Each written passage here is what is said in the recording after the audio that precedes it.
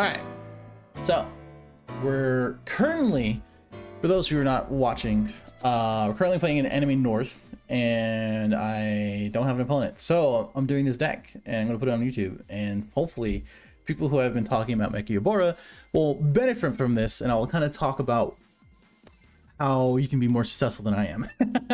But if anything, this is the Mechikabura deck that I was playing for enemy north, and there's a lot of different choices that I made that I feel like you can make better choices if you have cards or things, or the access to certain cards that I'm going to talk about. But before anything else, please, for those who haven't already, well, it's actually going to be done by now, but the only reason why I did this tournament is because of Enemy North, as well as sick kids, and as well as an extra life for the Toronto hospital. So if you haven't done it already, please do that. I think it's going to be over by the time this is going to be up, but for those who are in the chat, please do that. So first thing are going to be the balls. So these are the 1-drop balls. These are for free, and it contains Dark Dragon Balls. Some people play only 3 of these and then 4 of the 0 costs. I don't really agree with that, simply because there's only a certain amount of times that they're going to play Dark Mass Saiyan on you, and by the time that they actually do play it, this is the 0 cost isn't going to be as important. But it's up to you what to do. I just like filtering through the deck and then finding things and putting things into the drop as well. So he said it says you can play it for free, and then if you pitch a Mechikabura, a Dark Dragon Ball, a Dark Dragon Ball, a Black Demon Race card, or a Black Demon God card, you can draw 2 cards. Which, now that I think about it, I guess I can't really do the thing that I was talking about before, but still, oh well. So that is the draw 2, and then we have 3 of the 0 costs, which you warp a 1 cost on their field, or you can activate battle and give something +5. The only thing about this card, which, correct me if I'm wrong, for anybody, I believe that they have to choose a 1 cost for it to go off to even pay for it. I don't know if you can just pay a 0 and then just put it in your drop. I don't know. If someone can let me know on that, I would be much appreciated, or someone in the chat, that'd be good. Then we have 3 of the Salsa. I almost want to play 2, because the time that I play Salsa, there's only a certain amount of 3 drops that are on the field or staying on the field. And yes, it's pretty good against like things that want to go wide. Maybe even like King Piccolo, you can just kind of swing at 2 energy. You can warp their drop and then warp a 3 cost or less. But the stuff that does matter is like drum or things that have barrier. You can warp their piano maybe, so that way they don't proc it off. But other than that, maybe Bulma. But even then, you steal their stuff and you warp their stuff too. I did play against a Bulma. The main reason why I lost against that is 3 balls of life, and I forgot that he had the red secret Broly, and I could have just kited it out and prevented all that from happening. But oh, sorry, this is Shroom. Yes, you're right. Salsa's right after. That's why I was looking at Salsa. So yeah, Shroom, 3 or less. This guy, Salsa, is pretty much the turn 1 play that you want to do. As soon as you establish him, you basically have a draw 2. He warps something out their hand as soon as played, and then they draw 1. Same thing for their drop, where they warp them from drop, and then you draw 1. And then, I mean, you want to play as many as you can, and as many as you think is important, because you play all of them, where Toa, Salsa, and then Shroom, 4 of the Toa, 4 of the Salsa, and 3 of the Shroom.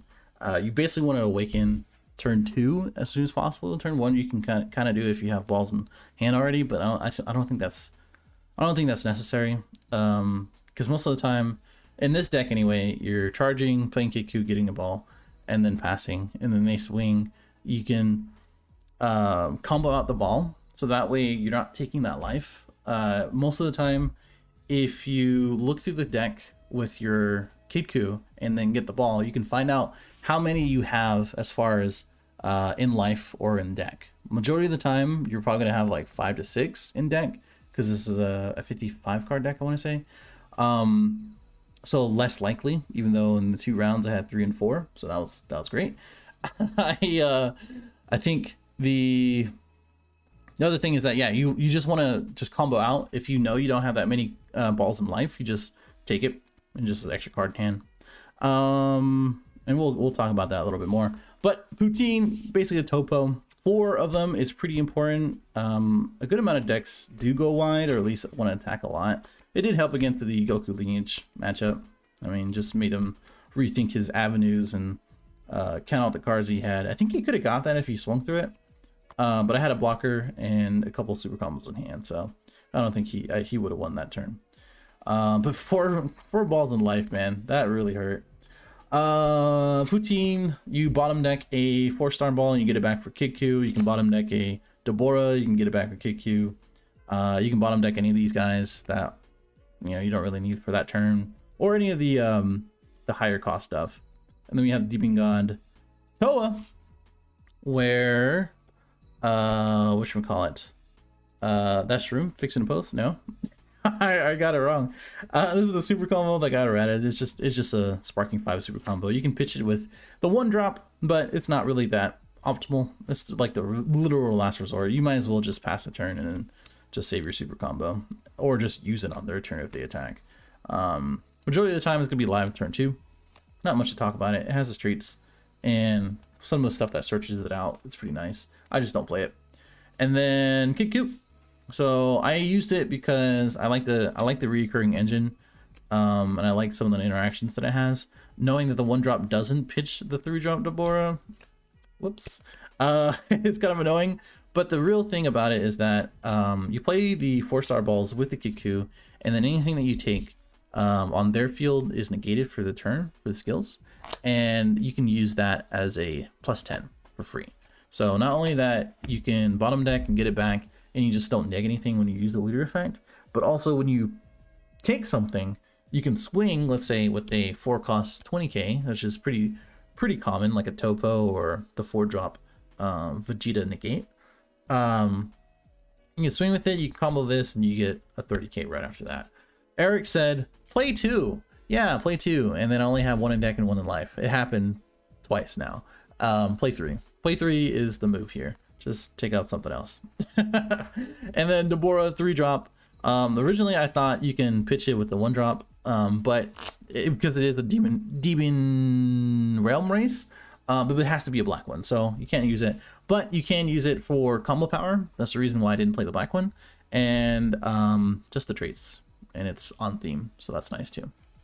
This is really good just because ultimately you have 2 cards in hand that are balls, and then 4 other ones that aren't.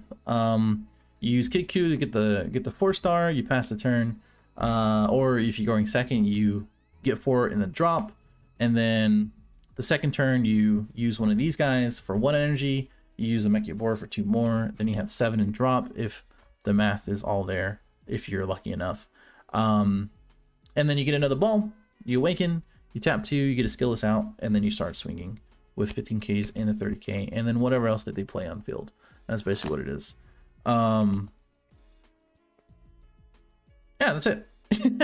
Deborah. So the reason why I play this is because of Celzino and a number of other cards. Technically, if I had Deborah against like Red Bulma when he played out the 6-drop, that would have been nice too. I just didn't have it in hand. It is another target. This time, I want to make sure Demon Race. Choose 1 Dark Dragon Ball, 1 Black Demon Race. Okay, you can't pitch it. There you go. I think this is underrated in this format. It's just really for bigger beaters and things that really play off. Like if you really look at some of the cards, I'm just gonna go on whatchamacallit, Shaman's Lair, and just kind of look at certain things. Anything that has like dual attack, like the Super Saiyan 4 Bardock. Anything that has an activate main, even in the mirror match, if they're playing like the Dark Mask King or something like that, or even a Dark Broly, they'll get the auto effects, but they won't be able to swing. They won't do anything else. Janemba might be really good too. Like they put down the 6-drop blue Janemba, and then you can go ahead and do that. The only downside is it is 2 energy, and if you don't need it in that matchup, again, Celzino's the biggest thing. I didn't want to get turn 2'd. Especially if I'm going down to 4 life, which is pretty typical. If you have balls in life, you can just pitch it with the 1-drop, and playing a 1-of is probably okay. Speaking of, I have a Belmon, so in order to get another blocker, another 20k, and another swing, the stuff that you steal and the 1-drops. Thank you for the subscribe, War Dragon on YouTube. if you see the one drop, or since you have all these the 4Ks, you swing, swing, swing, and then you know towards the end of the game or while you're trying to take game, Belmont is really good just to pop something and then go for another 20k for free. And you can just go for double strike, you can go for leader effect, you can go for Bardock, etc. Speaking of green, again, shout out to the guy who played 4 of each and played Celzino in this deck. I don't know how that went, but cool. Ginyu, the Body Snatcher, his activity is you place a card that you stole into the drop, and then or into their drop, and then you get to play a 20k double striker. He's really cool. He's really good. Just another double striker for free. He's a 10k on their turn, and then you can Belmont it out or just have a swing prevented because they're going to be trying to remove it, and it's a 10k. The only thing about it is that with this card, the 8 drop, we're going to talk about in a second, when you have to, if you have 2 of the skillless cards that you take from warp, it's not taking control. It's not whatchamacallit, it's not counted as taking control because you're playing it from warp. You're actually playing it. So just keep that in mind when you're playing the Dark King. And you can't play anything during that turn anyway, any non-black cards. So the best thing to do is just forget about Ginyu in this card. Let's just talk about that. Dark King, I'm an idiot against Blue Baby. I thought I can wipe his booty and all his other stuff, but you need 4 more cards in drop. This is why these are important and these are important, and Shroom kind of sucks because if that's the only thing you have, then that's the only thing you have. And if they don't have, if they play around, which people who play against Mechikabura generally don't put anything into the drop if they don't need to. So there you go. They need 4 in their warp, and then you warp their field and then play out 2 7 costs with their skills negated from their warp.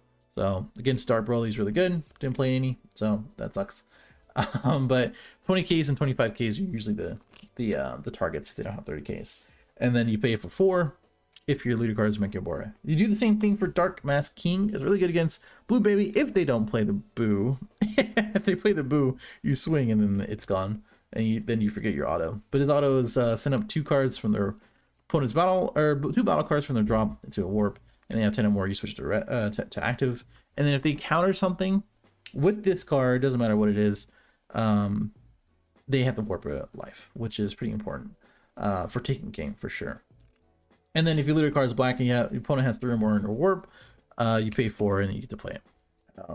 Just difficult when, yes, it does have deflect, but if they have removal like the Boo, it's kind of annoying. I played 2 Super Saiyan 4 Bardock. The thing about it is that this is the only overrealm, and I kind of went through a lot of different overrealms. Majority of the time I'll have the 7 and drop, which you can theoretically play the Bardock at any point if you want to go super aggro, but this kind of goes mid-range to like, okay, I'm playing the 4 drops and I win. But most of the time you'll be comboing off stuff or doing Kid Coup or whatever you want to do. Use the leader effect, swing 3 times, swing 2 times with this guy, have a Kai in your hand, and then that's it. That's game. But it's really good. I think for free, 25k. Shout out to Eric for letting me borrow them. I didn't even use them, so that's life. Darkness Judgment. I love Darkness Judgment. I only played at 2 because I played Power Burst. If I wasn't playing Power Burst, I would play 3 or 4, or 3 and then 4 Poutine. You play so many negates in this. You just don't want to play too many. The +5 for the turn, the Bean, is really good. And then in retrospect, I think 2 Power Bursts would probably be okay. It's just the fact of being able to use Sparking when you're at 6 life is really good, and you just combo out your Son Goku if you know it's gonna get removed, and then that's it. That's really about it. I mean, it's just a really good card. There's not really any other targets. If I had another target, it would probably be the 1 drop Mechikabura, the one that's rare. I just don't play it because I play Kiku. And then the 1 drop that prevents counters from untapping, or else they have the crit one. And then that's it. The other negate is the Supreme Kind of Time. I had this at 2, but I put it at 1. I think that's fine. Again, if you weren't playing Kiku, probably at 2 is fine. This is really good against like certain decks. I would say Red Broly, if they're unawakened, or like, because it'll buy you a turn and then you can just tow it after or take control of it.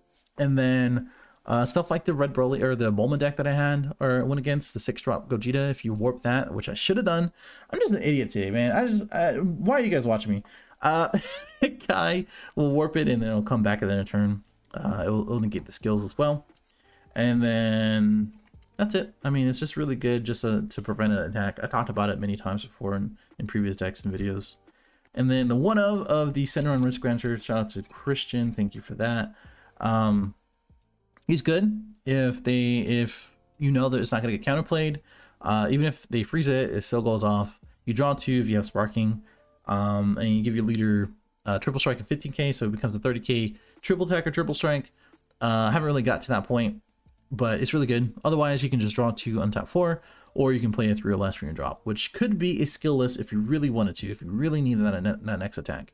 Which if you're swinging through like a Mecha Frieza, and I don't know, if you had 5 energy to waste and then play a skill list or something, and then you know they're out 1 life, but you couldn't swing with your Mechikabura, I don't know why you would pay 5. Either way, I don't think that's a really good ability. But the untap 4 and as well as the 15k for your leader and triple strength just to take game is really good, especially if you're swinging through a Nimbus, which now the new Nimbus is basically the Mecha Frieza, so great.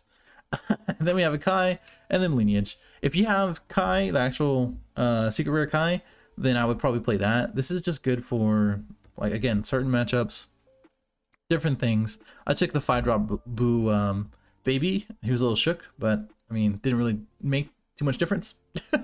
So there you go. And then Kai is just really good. You can probably play 2 if you want to reduce some of the numbers here. If I had to do it again, Koitz Kai is definitely the move. It fixes a lot of the different matchups. It helps with the Kidku engine. It helps with just filtering out your hand, especially if you have a Salsa on board. There's no point in playing another one unless you want a 50k attacker, which is not that great. And then, or Deborah, or any of these guys, if you don't really have the requirements to meet that, if they're not playing battle cards. But yeah, Quitsukai is really good. I would immediately put that in there if you have it. I would do that if, whatchamacallit, if I had $160 to spend for 2 of them, or $360 something for a playset. That just sounds ridiculous, right? It's not a secret rare. Like, why would I pay that much? I just don't have them. Either way, that's the deck. I hope the lighting isn't too bad. It's just like a bunch of glare, but you guys can see it. Those who skip to the end, if this is on YouTube, hopefully you'll be able to see that and enjoy the list. So yeah, I hope people do take a version of this, you know, and tweak it. I'm gonna see what I can do and continue to play this. There's a lot of webcam tournaments coming up in this next month, so maybe I'll just stick with Mechikabura. It's gonna be this or King Vegeta. That's the only 2 decks I really want to play in this format, or this set, I should say. But let me know in the comments below or in the chat. We'll see you next one. Yeah.